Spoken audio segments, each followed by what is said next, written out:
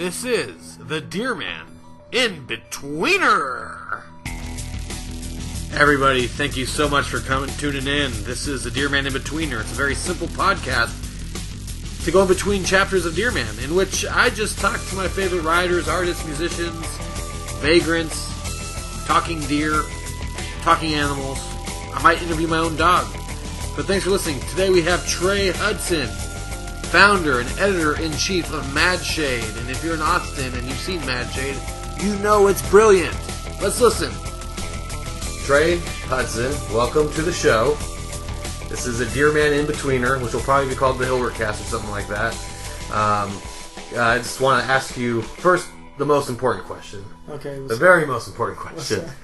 Have you listened to Deer Man? I haven't. I have no idea what. I don't even know. Actually, don't even know how to listen to it. I don't know. Is this a podcast? Is this a? Are there other kinds of broadcasts that aren't pods? Thanks for coming, dude. Like, I have no idea. Nice to see you. Thanks for coming. Thanks for coming on the show. We'll talk to you later. But really, I want to know how. So you tell me how to listen. So here's how people can listen to Deer Man. They can go to deermanbegins.com. They can search Deer Man on iTunes. What the fuck is Deer Man? Like, what is it actually? Deer Man is about a man and a deer. So I there's no spoilers here. If you haven't heard it, this is the very first chapter I'm going to describe. This guy is driving home drunk. Okay? Yeah. And he runs into a deer, and then he wakes up on an operating table, and there's a mad scientist. What part of the deer does he hit? Does he aim for the ass? Or only he hit his brain. Only his human brain is in his head. With the deer. So he's a deer. He's got a human brain though. Okay. And he's also bipedal, so he can walk on his two legs. Okay. But yeah, that's Deer Man. So Deer Man, basically, I can give you the ultra literary description of it. It's a man who finds himself a deer, and he's struggling with what it means to be human. Okay. Yeah. So are you talking about you're getting into the whole? Yeah, so basically... We are one interconnectivity of species. 100%. There's a lot of, like, examining his own penis. You know, like, what does he do with... Like, he knows how a penis works. But he feels weird about fucking female deer. Yeah, and, we're going to explore that in the next episode. Or maybe we explored it in the episode prior to whenever this podcast comes out. Right. But, Trey Hudson, he is the editor, the founder of Mad Shade Zine. That is the best zine in Austin, for sure, right now. I'm saying it's the best because you do whatever you want, right? Yeah. You have other editors come in and do things, and you let them. You basically give them free reign. You give them a theme, and you let them run with it. And you let me do that, and I had a great time doing it. Yeah. It's one of the things I'm most proud of ever doing. You did a great job. Matt Cook said it was the most cohesive issue he had ever seen. Yeah. Party boy, Matt Cook. Party wife. Safety wife. Yeah. So just a little background how I know Trey. Trey is a coworker of mine. And I worked at Book People about 3.5 years ago. Radio found you on the streets. You were begging for change, and they were kind enough to offer you a bar back position. That's right. I was kind of, I was impoverished, basically. If you ever worked in a bookstore in Texas with Texas labor law, you can definitely... Can I fart in here? Yeah. Okay. Microphone, podcast, did you catch that? Sorry. Well, it's a small room. Well... So let's. So Trey, he taught me everything I know basically in the service industry. Because when I went to the meeting for this place we work at, everyone was a service industry professional, and our boss made everyone. Sort of. That was my first bartending job too. Yeah, but you were a restaurant, so you knew how to You knew how to lie with confidence about your favorite sandwich. Yeah. I knew how to lean in a certain way. Exactly. And then you taught me the hustle, and I didn't know you were fueled by PCP and cocaine 100% of the time. Yeah. But I worked with the 300 pounds I've got on myself. But Trey, nimble 300. Trey, can you describe the room you're sitting in? Yeah, it was beige walls, off-white, eggshell white ceilings, a mahogany fan with 4 blades. I just stared at the light bulb. It's very bright. What is that? Like 90 watt? That's a 90 daylight. It's a daylight bright. Yeah, it's definitely not LEDs. He's not fucking with LEDs. No, that's LED. Is that LEDs? That's LED. Nice. Technology is great. I'm looking at some like wedding gifts. You still have some wedding memorabilia here? Yeah, that's the cake knife. The cake from knife. my wedding a year ago. Yeah. So. What are you planning to do with that, by the way? I'm just wondering, like, is it out for a purpose? Were you using it for something? Like, you never cut another thing with that knife. No, you never do. I mean, that's like... Is it bad luck? Is there some superstition with it? I don't know. There's something to go with it, but I don't know. It doesn't have a place in the house right now. It's pure silver. It's worth some money. Yeah. Is it pure silver? I mean, it's probably pure silver imitation. Something I don't know. But I see some Simpsons stuff. It's like, I see this locker. I don't know. Did you steal that from Book People? No. Did you steal that from, what is this? This is a IKEA locker here. What's in here? I mean, it's just disorganized in my whole brain. But yeah. They have books. Everyone keeps books. I don't even have some books in here. You look at them every now and then. They're for your guests. Yeah, I don't even know how to read. To look and say, you got American Roots Music. You got The Only Ones. Story is actually a title of one of the books that you have. Yeah. I see some books. I see some pictures. This is a solid room right here. It is a solid room. All right. Well, thank you. Yeah.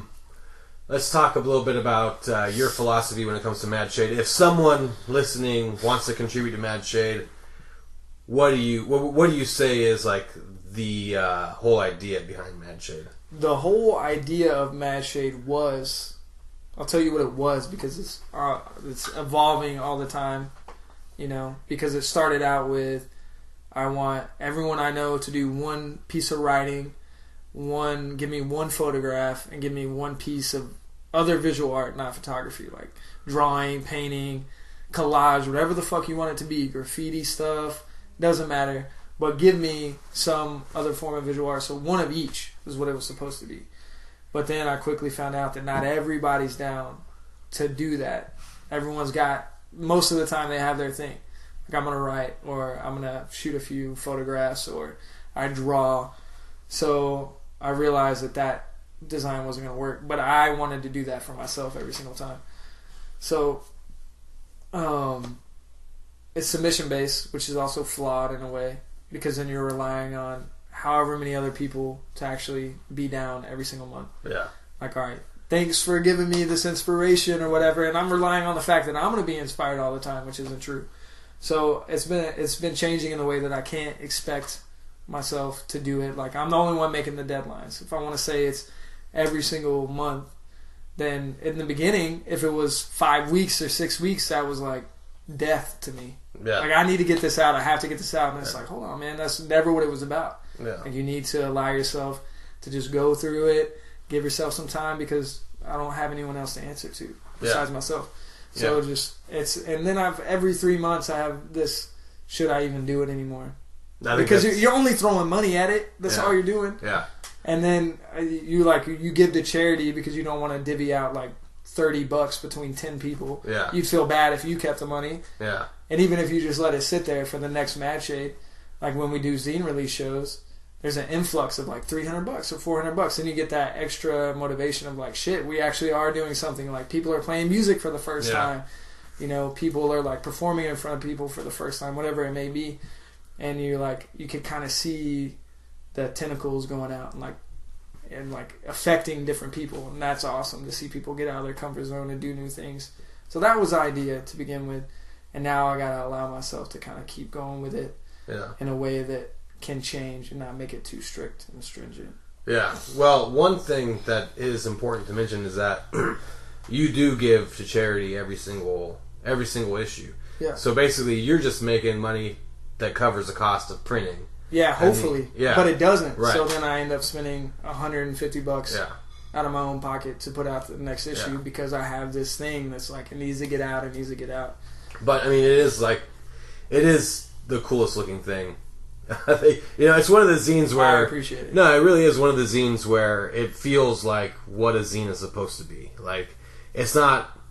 I feel like a lot of people started going to perfect binding, where they have books and stuff. Yeah. And it was, it's nice and it's professional, but this feels like this comes from the ground level. Like this isn't made by some non-profit. Like this is made by a not profitable structure here. You know. Yeah, totally. And that's what I love about it. And for anyone that's listening, that's interested, you have a Big Cartel page, right? That's like the only internet presence. Yeah, that's the only internet presence. What is the URL? It's madshade.bigcartel.com. There you are. I think you said dearmanbegins.com.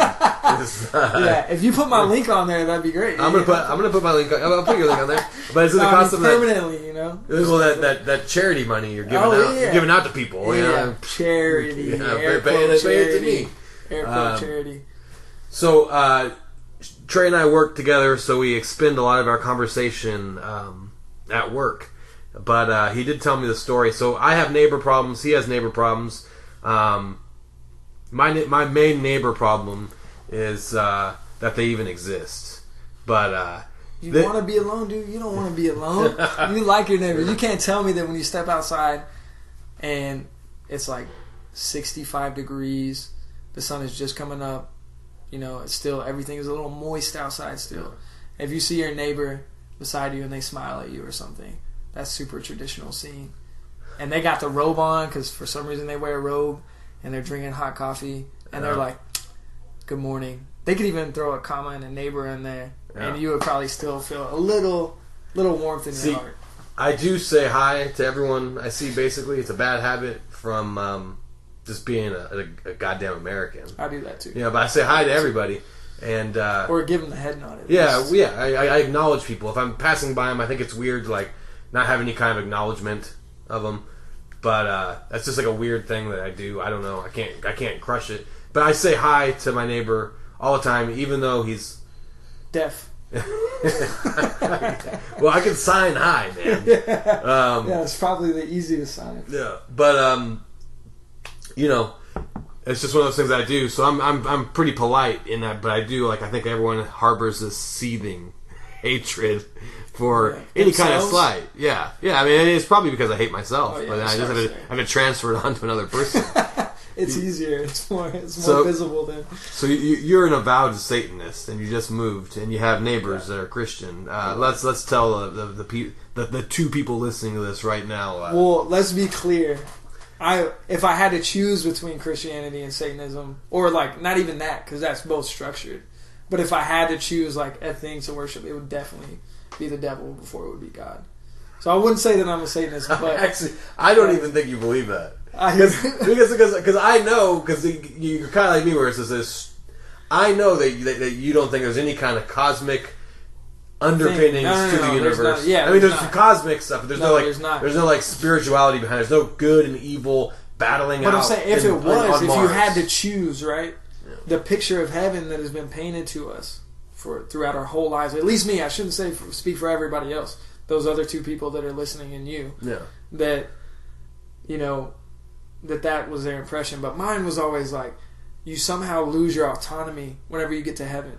That you're like, you die and then you get called up because you're a fortunate one, and then the rest of eternity you spend in this like super peaceful place, whatever that looks like, without any kind of personality and individuality. Like you're just this like literal cog. We say that all the time, like, oh, I'm just a cog in the system of this capitalist fucking world.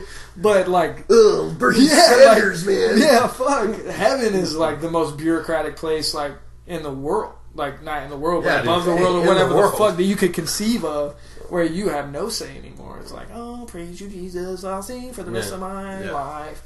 Like so that shit sucks. Like if I had to choose between heaven or hell, like if I had to burn in fire, but I somehow was still conscious of the fact that I was burning, I'd choose that. I would choose like burning, not conscious of the fact of burning. So you okay? It'd be cool. I mean, it wouldn't be cool, but it would. If I had to burn for all of eternity, I would like to not know that I was burning. You know what I'm saying, that's the difference. Is that in hell you would be conscious of your own self, but in heaven you surrender some of that, and you're just like, because no one walks around on this earth and is like truly worships like they say they worship. Like you still fucking go home and masturbate, and you still think dirty thoughts about the people around you, and like you say fuck to yourself, even if you don't say it out loud. Like, nobody has achieved this, like, perfection that's talked about in heaven. Like, dude, and that shit would be boring as fuck, dude. Yeah. Fuck that. I'd rather march through hell than tiptoe through heaven any day. Wow. Of the week. Well, I'm a very pure person. Okay, I worship the correct. Evil. I worship the correct of the pantheon of gods that we've had throughout the whole. So, regardless of what we worship, but I don't even know how to masturbate. Is what I'm telling you. Right. Yeah. Maybe you can show me. We could flip on the video and put it on a different website and maybe actually make some money off of that. Yeah, maybe. Gay for pay, baby. That's a real thing. That's a real thing. Neighbors. So your neighbors. We're talking about neighbors. Yeah. Okay, so Tropical Storm Harvey comes. This is the precursor to this whole incident. Right. And it knocks down this beautiful. I wouldn't say it's beautiful. I don't fucking know why I like it, but I bought it at a garage sale for like $3. Yeah. And for some reason, it's just a thing that I've kept with me. Like I don't keep anything with me ever. Except for like a few books, some music, like a few clothes, and some artwork. And it happens to be this like wooden, like really shitty wood, like a super old painted frog that's upside down, and this yellow painted mask with its red tongue sticking out. Like, it looks sick. It looks more sexual than evil to me, but it's still like, it's cool. I don't know why I like it, but I do. The sexual is probably evil to yeah, that's true. The super Christians, that's probably. Probably makes them uncomfortable. Yeah, it makes them uncomfortable, I'm sure. And of course, we don't give it a passing thought. Like, it's just something cool to look at. Because you guys are Satanists. Because we're Satanists. Evil people. We're evil people. And Tropical Storm Harvey knocked this down. It's split in half. It can't hang up anymore. So I was like, fuck it. I'm just going to prop it against this stone by this tree that's on our lot, mind you. And it's been there for however long. No problems for us. And Cora, they call her Corey. It's a couple, this older couple. Yeah. I can't, Janice, something, I don't even know her name. Yeah. And I know the guy's name Michael. Yeah. Because their Wi-Fi always pops up on our shit. Yeah. Michael's Sex Dungeon. 666. And it's like, dude, as characters, they're just so perfect. Like, he doesn't say a fucking word. They both have glasses. They're both like 60. They're like peppered gray hairs the same, and they both got chili bowls. You know what I'm saying? Chili like bowls. The same haircut. They both rock the same haircut. They're just like the same. They've become one person. Yeah. Like you and Nina will become the same person one day. You know? And so anyway, Cora. They call her Corey. Yeah. We'll just call her Corey for now. Because they have no respect. Because they got no respect. They never ask us what's going on. And you don't even know her. You don't even know Janice or Janet's name. Yeah, I don't know her name either. So I guess it's all's fair. Right? Yeah. Well, you don't have. You never claim to have respect. Yeah, that's true. Yeah, I never brought it to them this way. But they come over while she's hanging up the lights and bringing out the awning and stuff because we're with it. Yeah. We put everything up to make sure it wouldn't get blown away, and. They come over and they do their typical, like, hi, Corey, how's it going? And she's being her normal self, which is like, hey, everything's fine, what's going on? And they see this fucking evil-ass totem that we have, and they tell her, I don't know if you know, but we go to church a lot. And, like, of course we fucking know that. That's the first thing they told us. That's the first thing they told us. They work for the church. Yeah. So they're about that lifestyle. And I don't know if you know, but we go to church. And we don't want any evil spirits around our trailer. And we believe that this thing, like, I don't know if you guys brought it. I don't remember the neighbors before us having it here. But... we believe that it has evil spirits, and we really like having you as our neighbors, and we just don't want to see you guys have any evil spirits around either. And Cora immediately is backpedaling. Like, she doesn't handle situations like that well. You know? Her instant thing is like, that's Trey's. I don't know. You're going to have to talk to him about it. Like, passing the buck off on me, which is fine, because I'm like, fuck yes. Please have this conversation with me. And they want her to get rid of it, but they don't want her to just get rid of it. They want her to bury this totem. Yeah. They want her to bury it under the ground. And I guess a ceremonious way. Like, I assume that they want to be there for this. Because you don't just ask someone to bury something and trust that they buried it. You want to see it go in the earth. Yeah. You know? And I don't know how Cora ended the conversation. I just know that she called me while I was at work. Yeah. And told me this. And my immediate reaction is like, fuck these people. Like, I'll bury it to its eyes and put a fucking upside down cross on it. Like, go with my shirt off so they can see the demon heart swinging on my chest. And like, fuck this. I was so pissed that they would even have the balls to come over and say, this thing on your property can't be here anymore. And I didn't know what to do. And I was like, through all the things that I was thinking of, like, I thought about it and it pissed me off that I was thinking about it. Yeah. Like, I got enough bullshit on my mind that I don't want to have to think about that thing. Like, that's another thing that you're bringing to me. Like, I'm going to be fucking shirtless and have my boxers on in the RV, and then you're going to come knock on my day off. Now I have to come put clothes on and come outside and have a conversation with you about evil spirits and religion and everything else. So the compromise I reached in my mind was like, I'm just going to fucking move it. Yeah. Because the husband works from home. They both work from home. But he's got his office space, and it's elevated, and it's like a beeline from his window straight to this evil ass totem that I'm sure is like causing him to lose sleep. Yeah. Like, they're probably rolling around in their bed thinking about the fact that this fucking frog and mask is just like floating over their unholy trailer, totem. Like going, yeah, fucking all riveting all night. Yeah, like what the fuck could it be doing? But yeah, so the compromise was moving it out of the line of sight without even asking them anything, and they haven't come and spoken to me at all. But I entertain the idea of like going through the process. Like, maybe I should bury this fucking thing with them. Like, fuck, I want to see what that looks like. Yeah. Like, if they're gonna pray over it, whatever. Like, I want to see that amount of insanity. I want to see what that looks like. I want to be real close to it and experience that, and just let them believe that I'm fucking with it. Yeah.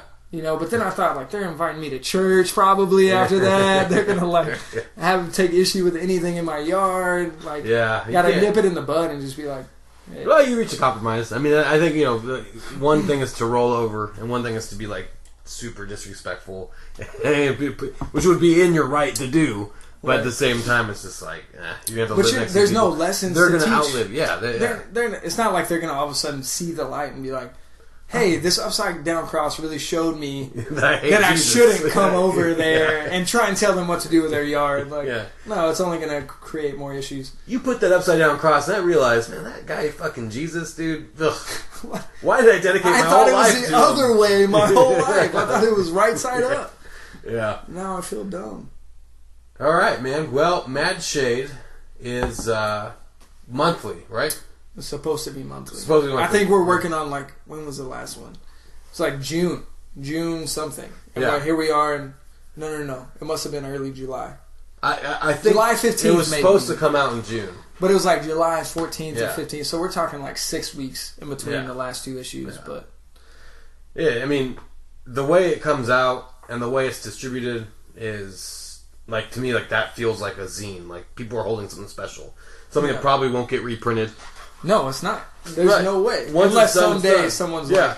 Once it's done, it's done. And, like, the artwork in there is phenomenal. Every time, I mean, you're putting together this product that literally every page can be torn out and framed. Like, that's how I see it. You know, you got poetry, photography, and you're printing in full color. I remember when you first started, they were just like Xerox style. And that looked like, you know, a punk rock zine, you know, days of yesterday. But this is like a punk rock zine because, I mean, printing in color, the way you're printing isn't like a whole lot more to do. And it's not like a new system either. Microphone fell. It's not a new system, so... But, yeah, it's going to keep happening. Every time I think about abandoning it, the whole thing, and just be like, fuck it, I'm just going to put it on hold and maybe come back to it. I'm like, no, I'm going to throw another $100 of my own dollars at it just to see another issue. Yeah. Because that's all I care about. If we have to print fucking 20 editions of this next one, because that's all the money that's there, then we'll print 20. Yeah. And we'll work with it until Like the Press Fest is coming up in November. Yeah. That Free Rent ATX, another zine, like orchestrates every single year. Like we'll sell some zines there. I just talked to Jack about doing another zine release show at Radio, so that's gonna happen. Yeah, and that'll bring in enough money to sustain it, and then hopefully it'll hit a point. Like we're still young. It's been what, like 8-9 months? 8-9 months? Totally. And I'm working on the 8th issue. And so there are other zines that have been around for like 3 years that are working on their 8th issue. Well, there's other zines that have been around for 3 years, but all you see about them just on Facebook or, like they're constantly calling for submissions, but there's no product. Yeah, that's true. And it's just it's more than just what you're actually putting out, because there's a community being built around it. Right. Yeah. And you got regular contributors, and they meet at these parties you throw. Yeah. Everyone mixes and mingles. Different art forms are coming through. Yeah. Last time we had live painting. Yeah. Xavier Kites played the first show he's played in like years, and the first time he's ever performed, and he fucking killed it. He killed it. He was amazing. Do you know his his website or anything like that? Yeah, go to soundcloud.com/k-i-t-e-z. Yeah. Kites. Worth checking out. The guy is pretty amazing, and we met him at radio. And he's just the kind of guy who'd come in, buy a beer, smoke cigarettes. No idea for so long. Yeah, he'd sit in a dark corner out in the yard and just with a little pen and pad, writing the entire. He'd be here for 6 hours. Yeah, writing, not even conversing with anybody. He's a very polite, very nice guy, and he became everybody's friend. But he was a guy that intrigued you, and you went up to him and asked him. Because of the zine release, though, he got to perform, and he got paid to perform. Then he got another show after that. Yeah. Because he performed with that. Fucking Jack Parker got to play a show. He hasn't played a show in forever. Yeah. That band, that's the first time that ensemble always played that, and they fucking killed it. And that band was amazing. They were amazing. And it was one.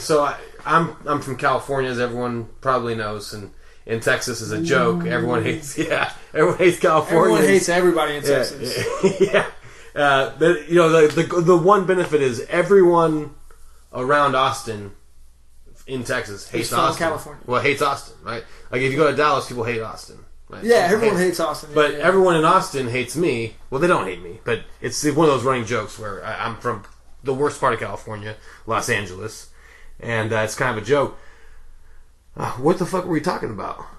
We were talking about the zine actually promoting new artists to perform, building the community. Yeah, I lost my train of thought. Where was I going with this California bullshit? You really wanted to rant. I really want to talk about California, man. Victimized as a Californian. Yeah, I do feel victimized as a Californian. In the country of Texas. I'm over here burning Texas dollars, building condos, and kicking everybody out of everywhere. Yeah. And you know what? Austin wasn't as cool before I moved here. That's true. I mean, Austin was way cooler before I moved here. Yeah. Yeah. I just sucked the whole life out of it, dude. No. You're working. It's good to see you working. What the fuck was I going to say? That's killing me. But get ready for a compliment. It's coming. Oh, shit. All right, dude. Hold on. Andrew Hilbert works more than any other writer I know of. Dude, and I'm tucking my boner under my belt right now. Personally, for real, you write more than anybody I know. And before, when I considered myself to be a writer, like I've abandoned that thought, I think. Like that, I enjoy writing, but I don't think I'm a writer. Like, you're a writer. I've read your shit. You're in mad shade. I mean, you're writing. You're a writer. I mean, but you're a writer. You work. Like that's what makes you what you are. What you do is what you are. You do the work all the time, and it shows.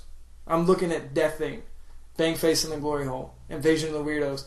I remember when you dropped me off at the trailer park and gave me the Toilet Stories from Outer Space.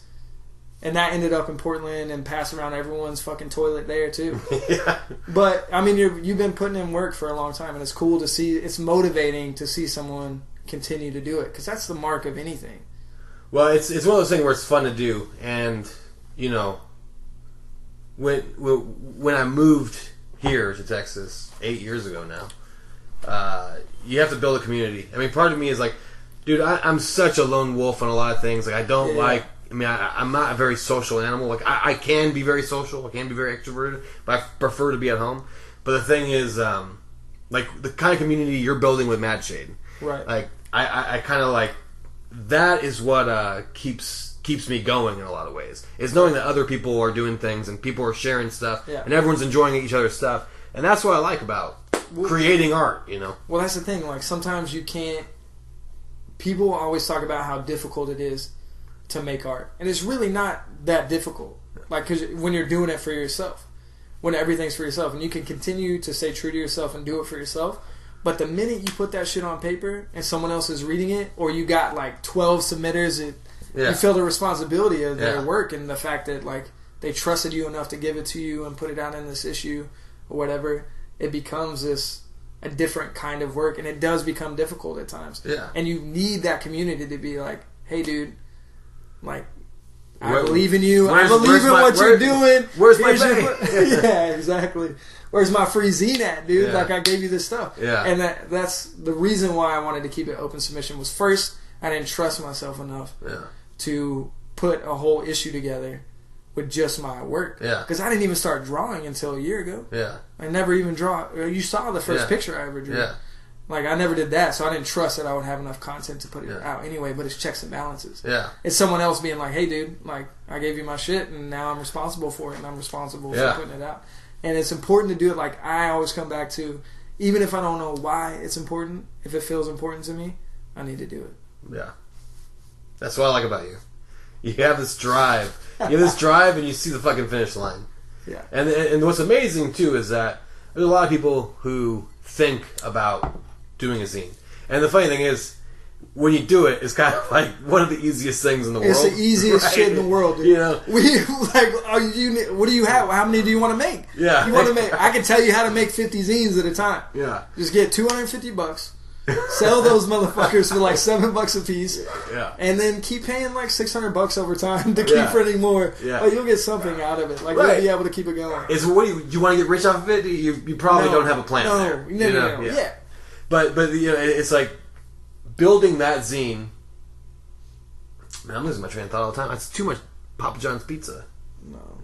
I think it's the Pepsi Fire that you never reviewed. Like that. You drink too much Pepsi Fire trying to figure out the complex flavors. Pepsi Fire, and guys. It just fucking burned the hole. Do not in your drink brain. that shit. Do not drink that shit. I don't even. I didn't even know Pepsi. It was a thing. I didn't even know Pepsi had a fire. I passed by it one day at the local small business bodega. It was on sale. Yeah, no, it was on sale. They were like, "We'll pay you to drink this." See, here's a story. I really like when things look stupid. Right? When things... I mean, look at the way I'm dressed, right? You got the ODB shirt on, you got the long socks. But I enjoy when things look kind of stupid, right? And I'm at Target, and I see this orange can with a flame, and it says Pepsi Fire, and it looks like the stupidest thing I've ever seen in my life. Yeah. And I thought, I have to taste that. And I'm going to review it. And they didn't just sell one. They sold, like, you had to buy the whole only pack. 24 Yeah, you had to buy the whole pack. Shit. And I was like, I'm only going to drink. But how did you feel as a consumer, though, after you bought that? Did you feel like I have a responsibility to drink all these motherfuckers now because I spent money on it? Or did you give it to, like, the hurricane relief people? Well, I would never. I wouldn't. I don't want to inflict. I don't want to inflict more pain on anybody. You gave it to Elliot Terrell, and you were like, "Look, dude, I got some nasty ass soda. I think you need to just get rid." No. It was like, you know, when you're quitting smoking, and sometimes you have those sneaker smokes where you're. Yeah. Is that what you feel with soda? Well, no. This is like the process. Like, you get to a point where cigarettes are gross, right? When you quit smoking. But you still have the psychological urge to do it. Yeah. So every now and then you'll sneak a smoke. And while you're smoking it, you just think, oh, this is so disgusting. I smell gross. But you smoke the whole thing. My mouth feels like fucking Satan's taint. You get to the point where you're like washing your mouth out in your hands and like all around your mouth because you know how gross it is. And it's not shame, it's not guilt. It's like disgust in a lot of ways. Yeah. And so I had the first Pepsi Fire and I drank it and I was like, oh, I can totally shit on this thing. I can make something funny with this. Yeah. And I drank it. You waited too long. I waited too long. I let it marinate too long. You forgot all the funny shit. Right. Well, I was just like... You gotta go buy another 12 Nothing to do. And then by the second one, I was like, ooh, this is so disgusting. Ugh. Yeah. And then you're eating pizza and shit, and you say, pop up the third one. It's like, this is the most disgusting... And it takes longer and longer to finish a can. But, by God, the whole fucking 12-pack went through. Nina didn't help you. Nina did not help me. She had one sip. And she was like, never again. Nah, dude, I'm not dedicated to nothingness. Yeah. I envy that kind of stuff. Yeah. You're like, nope, I don't like it, and you're just on to something else. Yeah. For me, it's ice cream. What's your favorite ice cream? Well, it was Americone Dream. Dude, that one is by good. Ben & Jerry's. That shit is so good. But then there's also this thing called Chubby Hubby. Is that Have you heard of this one? Yeah, it's Ben & Jerry's. You've got some bougie ice cream taste. Well, the thing is, I don't eat it that often, but when I do, I go hard. Yeah. So if I'm only buying a pint every 3 weeks or something, then I'm going to get some expensive ass ice cream. Yeah. But I don't trust myself with it, so I don't buy it. But Cora and I went to the 7-Eleven by our house, and she was like, all right, let's get some ice cream. And I tried this Chubby Hubby. Vanilla malt ice cream, fucking chocolate covered pretzels in there, chocolate swirls. I can't do the pretzels. I will finish a pint in 5 minutes. Yeah. No joke. I can't do pretzels and ice cream. I think it's too much of a texture difference for me. But I do like caramel chunks. And Americone Dream has caramel in it. It's really good. That's my jam. Pour some Pepsi Fire in there. Pour some Pepsi Fire. Just freeze it. Just ruin your whole pint. Make ice cubes out of it and put those in Pepsi Fire too. Dude, that's actually a good idea. Pepsi Fire ice cubes and Pepsi Fire. You could make a malt like a float. Pepsi Fire would probably be good. So you've had Fireball whiskey back when you drank? Yeah. Right? Yeah. Have you ever had this thing called Hot Damn? Yeah. It's a lot like Fireball, except it's just way worse. Yeah. So Hot Damn, that's what Pepsi Fire tastes like, with none of the benefits of forgetting about the taste afterwards with being Is drunk. it enough cinnamon to stay on your tongue and eat away your fucking taste buds? It's stuff? awful. It is awful. And the color of Pepsi Fire is it looks like waste, like nuclear waste. Yeah. Is it viscous almost? Super syrupy looking as it comes out? It feels syrupy looking because it's almost just too much. Yeah. There's too much sugar and shit in it. I mean, it's soda, but at the same time, there's too much weird flavors that it feels viscous and disgusting. Yeah. When you pour it out, it's just like any other soda. Yeah. Just looks it just makes you feel like it makes you feel gross. Walking corn syrup. Yeah. Makes you feel like the sneaker smoke. Yeah. So, yeah. You might be onto some marketing opportunities here. We might be the only two people on the planet talking about Pepsi Fire right now. Yeah, I think so. That ship is probably fucking passed. Well, maybe Ben & Jerry's and Pepsi Fire should make a flavor together. Yeah, they should. Yeah. What would they call it? I don't know. The death thing. Yeah, if you want to ruin your life. So let's wrap this up here. Thanks so much for doing this with me. I know it's thanks for the Papa John's. Yeah, I bought you some pizza. But you gave me a couch. And mushrooms. Yeah, you gave me a couch. So yeah, you give me too much credit. Cora gave you a couch. Cora, thank you. You're one of the two people listening to this. Hi, Dad. Hi, Dad, Mom. So what book or poem or magazine or TV show or movie or whatever do you want to recommend to everyone listening right now? The one that I read most recently, the book that I read most recently that I would recommend to everyone, which I'm sure whomever is listening to this knows of, is Desert Solitaire by Edward Abbey. Right. I just have mad respect for that dead man because the way he writes is just fucking... It's brutal, dude. It's fucking brutal. Yeah. It's beautiful, though. And he made the desert landscape the most attractive fucking thing in the world. When people think about the desert, all they think about is the worst case scenario ever. Yeah. There's no fucking water anywhere. There's no fuck, dude. That's as humans or any fucking living being that requires water, that's a death scenario. And he made it seem like the most beautiful place on earth. Yeah. And motivated the end point for the motorcycle trip we just took. He is the reason I went to Arches National Park. He's the reason I even knew that fucking park existed. But he described it in a way, and I was like, I have to go see it. Yeah. And if anyone has any inclination to go outside and go on hikes or enjoys outdoors or breathing air, they should read that book. Cool. It's really good. Awesome. You lent it to me. I still haven't read it. In a very shitty way too. All the binding is falling apart, and you really got to make sure when you're reading that. You love that copy of that book so much that you fucked it. I didn't want to. I don't know, man. You tore the binding apart, and then you gave it to me like I'm supposed to, put this thing back together. It's like the first 20 pages are stuck together. How am I supposed to read this? So, Desert Solitaire, for everyone out there, Trey wants you to read that. It's a book so good you can fuck. More than once. A couple times. Mm-hmm. Yeah. It might even give you a little something back. It might be the only book that might give you a little something back. All right, well, it's Desert Solitaire, totally lack of any wetness, so... very dry. It's going to take some... that's your responsibility to bring. Lube. There's an Amazon link to petroleum jelly somewhere on this description. Trey, thank you so much for doing this. I know we talk all the time at work. And this was probably a stretch to make us rehash everything we always talk about. No, this was great. I think we covered some new ground. Yeah, we broke some new ground. Yeah, we broke. This is going to be the best podcast Cora or my folks have ever heard. And it'll be the only one I've ever heard. Yeah, and Nina's out there with the dog, listening to it now, but we'll probably be listening to it later when I force her to listen to it. And I'm staring at every reaction she makes. Like, be proud of me. Did you catch that? Yeah, did you get that joke? Yeah. All right, thank you so much. All right, thanks. This is the end, dude. Thank you. Mm-hmm. That was fun.